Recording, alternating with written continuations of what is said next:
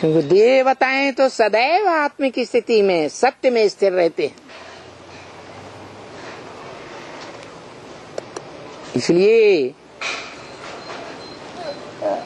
व्यास ने भी जो लिखा,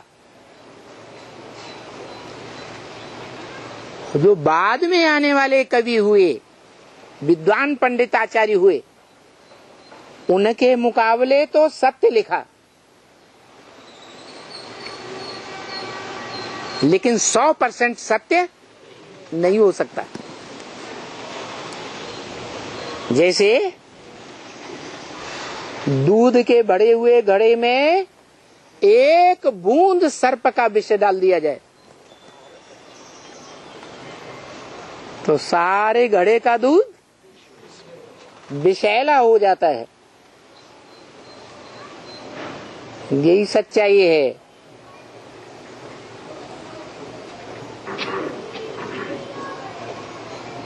कि उस सच्चाई को कोई मनुष्य मात्र नहीं पकड़ सका। जो सच्चाई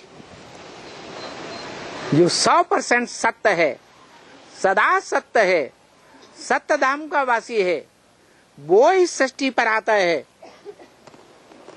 और जिस मनुष्य तन में मुकर्रर रूप से आता है, वो ही बड़ा बच्चा।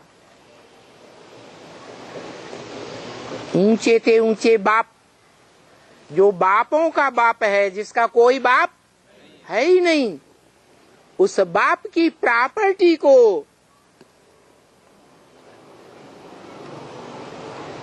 सबसे जास्ती महत्व देता है।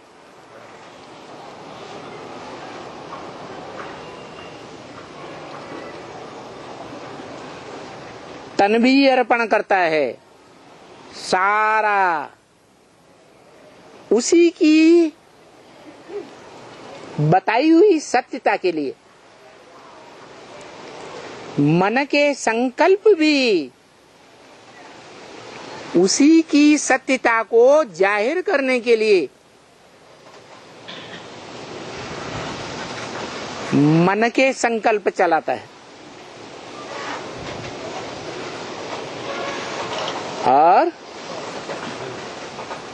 जो भी धन पैदा करता है, टटपुंजिया, वो सारा ही धन उसी की सत्यता को संसार में साबित करने के लिए लगाता है।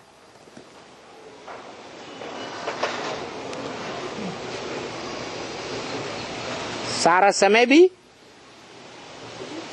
क्योंकि आज की दुनिया में सबसे जास्ती कीमती चीज क्या है? समय। तो समय भी उसी की वाणी को सत्य साबित करने के लिए लगाता है। और तन के जो भी संबंधी हैं, जीवन में संपर्क में आने वाले हैं, उनकी भी सारी शक्ति उसी को सत्य करने में लगा देता है। भले जीवन भर उनसे युद्ध करना पड़े। किनसे? संबंधियों से, संपर्क में आने वालों से। सच्चाई के लिए जीवन भर युद्ध करता है। इसलिए बड़ा बच्चा कहा जाता है।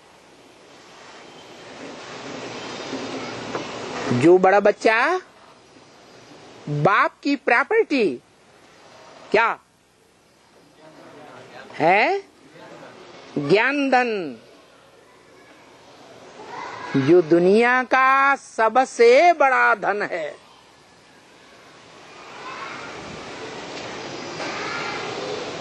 उससे बड़ी चीज और कोई होती ही नहीं।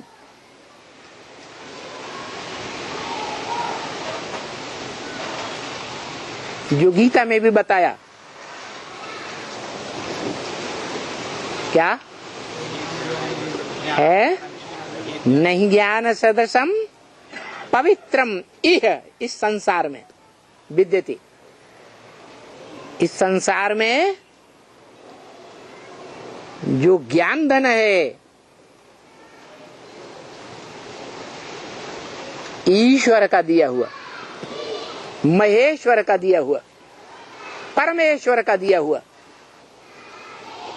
उससे बड़ी चीज और कोई होती ही नहीं। इसलिए वो वेदवाणी में भी कहता है ब्रह्मा द्वारा, ब्रह्मा मुख के द्वारा, कि ये ज्ञान रतन ही तुम्हारे जन्म जन्मांतर के लिए स्थूल धन बन जावेंगे। क्या कहा है? जो वो ज्ञान रतन देता है, जो वो सच्चाई देता है, वो सत्य की शक्ति जो भी आने वाले षष्ठी चक्र में मनुष्य मात्र के जन्म हैं, उन जन्मों में जो मनुष्य आत्माएं इस शूटिंग पीरियड में, रिहर्सल के समय में, रिकॉर्डिंग के समय में वो सत्य ज्ञान अपने जीवन में धारण करती है, दूसरों को धारण कराती है, स्वयं सुनती है, दूसरों को सुनाती है, स्वयं समझती है, दूसरों को समझाती है, और जितना जितना ऐसा करती है उतने उतने वो जन्म जन्मांतर के लिए क्या बन जावेंगे? नहीं, स्थूल धनवान बन जावेंगे। क्या कहा?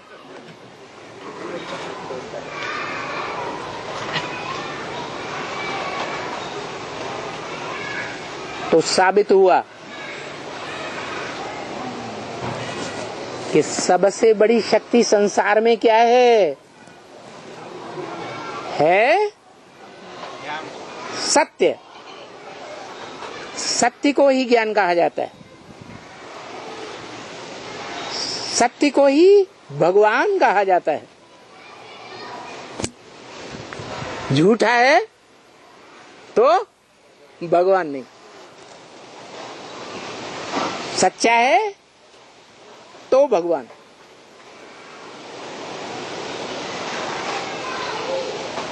ऐसा भगवान जिस सत्य में से ये सारा संसार उजागर होता है,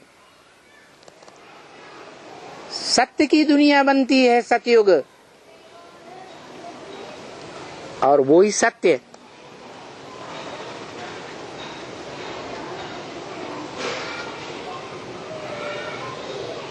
जब इस षष्ठी रूपी रंगमंच पर देहभान वाले आते हैं, देह अहंकारी धर्म पिताएं आते हैं,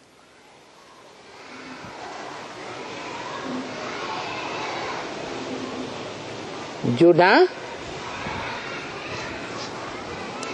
निराकारी स्टेज धारण करने वाले मनुष्य सृष्टि के बाप को जानते हैं। कौन से बाप को? निराकारी आत्मा। और निराकारी आत्मा जो जन्म जन्मांतर साकार देह धारण करती है, उन दोनों की प्रवृत्ति को जो नहीं मान पाते, नहीं समझ पाते, वो ही देहधारी धर्म पिताओं के रूप में जन्म लेते हैं।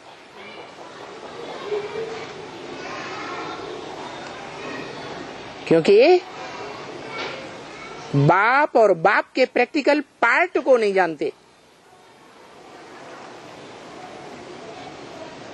जो प्रैक्टिकल पार्टधारी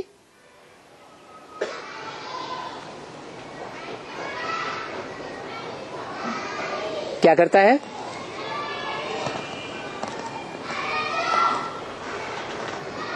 सत्य धर्म की स्थापना के निमित्त बनता है। निमित्त माने साकार।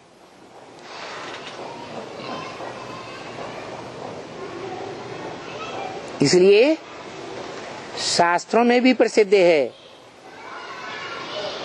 कौन? वो धर्म पिता जिसके नाम पर सत्य सनातन धर्म स्थापन हुआ, उसका नाम पड़ता है ब्रह्मा का बड़ा पुत्र सनत कुमार।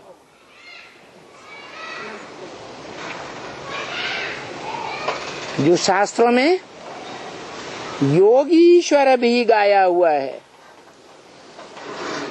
ज्ञानेश्वर के साथ साथ, माने ज्ञानियों का भी ईश्वर और योगियों का भी ईश्वर। योगियों का कंट्रोलर, योगियों पर शासन करने वाला,